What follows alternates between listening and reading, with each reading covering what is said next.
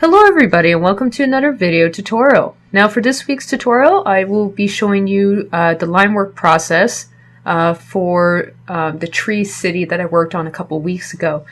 So I initially worked on this image during a live stream. I did additional recording and line work on the side, and now I'm just showing you guys how I actually took the rough line work and began cleaning it up so that I can actually prepare it for a final paint over as well. So as you can see, I'm using actually a lot of the pen tool as I work. This tool is very useful for certain applications specifically. Any curved edges, this tool tends to work really well. It's also much faster. It's also more accurate. You have the ability to modify the path before you actually outline it or trace it, or even fill it for that matter. So you have a lot of flexibility with it initially. Now, the nice thing too is, unlike Illustrator, you can actually add and use different brushes, but the brushes interact differently. In Illustrator, you see as you're working what the brushes will look like, but in Photoshop, you only know once you've actually stroked the line essentially to create the final line what it will look like. So I'm using mostly this technique for pretty much this entire illustration, because it has a lot of organic curves to it. Most organic images generally don't have any harsh lines. Harsh lines and architecture like that is mostly man-made. You may have a couple in rocks, but even then there's irregularities to it normally. So I'm just breaking up the lines as I work too. This gives it more of a textured look. This would make it more difficult though for painting purposes. So if I was handing this to an animation studio, I'd probably want to close up as many lines as possible to make it easier for the painter who's painting the layouts, so that they don't have as much difficulty actually painting it in. So that does help save them a lot of time, and also gets you on their good side, because then they're not going to, well, they won't be hating you as much, and I'm speaking from personal experience in that regard. I do appreciate when lines are closed properly when I'm working on somebody else's layout. So for the most part, I've done that for the tops of the caps of the mushrooms, because these can be actually a solid color. Now, when I actually paint this in a later video, you will notice that I actually just paint it organically. It's a different workflow than if I was working for a company, so just keep that in mind. As for the line work, I tend to do the solid lines first. This is something I came to the conclusion that was faster eventually after doing a couple of layouts in this manner. So I do prefer doing the initial lines and then going in afterwards and just going in and deciding which ones I'm going to break up. Alternatively, what I could have done is I could have done all the solid lines essentially, and then added a mask to it so that it's non-destructive process. And that would give me the option, if I ever had revisions, to go back and make those minor changes if that was the case. Also, working in layers and separating out foreground objects with background objects is generally better. Once again, it does depend on the type of workflow that you have though. When I'm doing my live streams, I have to keep, and also when I'm recording too, I have to keep as few layers as possible. Otherwise, I do run into recording issues. During my live streams, I can actually lose the entire stream if I'm not careful about that. And it has happened a couple occasions, and that's just because I had too many layers in and the resolution I was working at was too high. And generally, I'm more willing to sacrifice the layers versus the resolution. Because the resolution is something I don't like having to tweak after, because it tends to create a more blurry effect depending on the technique that you're using. So I'm just adding the main tree in, as you can see.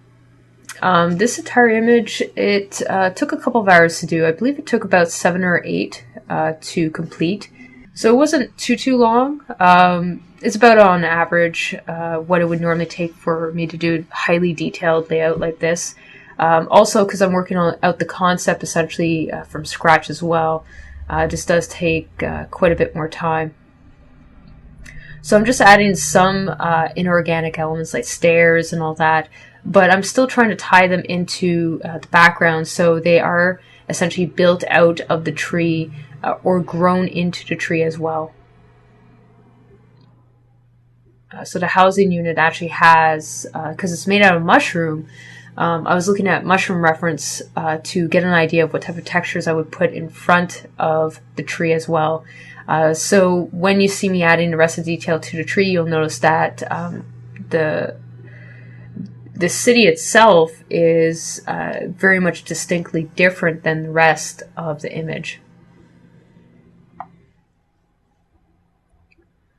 Just adding the final mushrooms on the top. So these mushrooms are essentially both platforms and roofs for lower areas as well.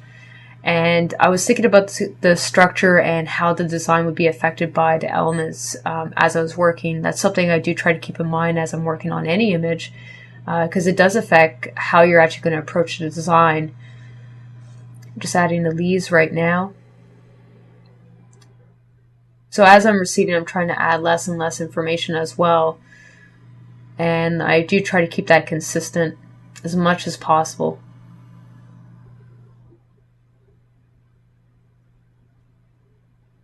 Adding additional bark outlines so that you can actually see a bit more of the structure as well. Because trees generally, or it depends on the species, but they do have essentially broken up portions where essentially the bark's spreading out. So trying to keep that structure looking realistic is something that I was obviously trying to achieve. And as you saw me just do, I added in my basic lines and then decided to break them up. It saves a lot of time. In this image, I actually ended up freehanding quite a bit of the information for the tree. I do go in later on, and in the background elements actually do use the pen tool a lot more extensively to add those details, because I don't want as many imperfections in it.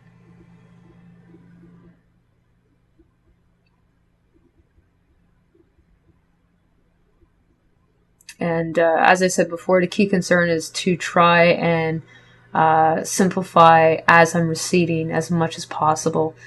So I just go in and I add a bit less detail each time as I'm moving in through the layers.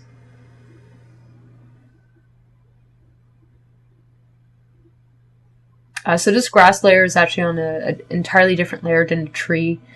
This allows me to go in and mask out areas where the leaves are covering up the tree. And once again, this is non-destructive, so I can go back and make changes as I need it.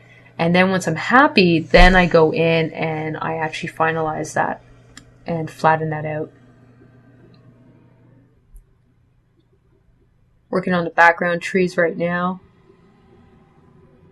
Just using the exact same process. I go in, I block in the major structure for the tree, and then I go in and I start breaking up that main structure to add some additional detail elements to it.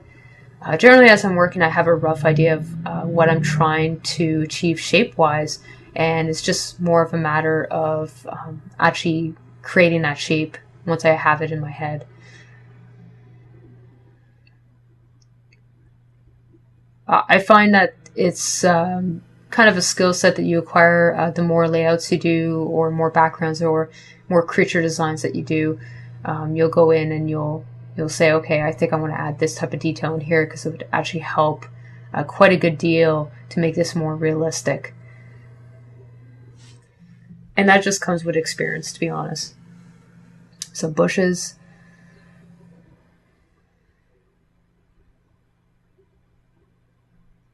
Another important thing is I want the line work to stand out very well on its own. So if that's appealing, generally, then you know that the rest of the background is working correctly.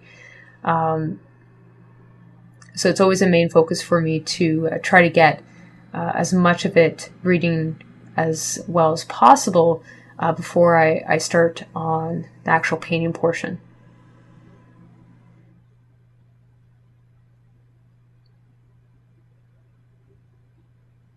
And this image is almost completed.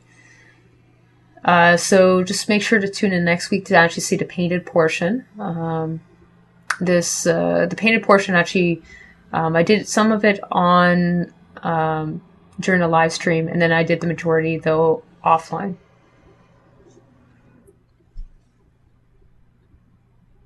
So this is the final image, as you can see. So thank you guys for watching, and I hope to see you guys soon. So thank you and take care.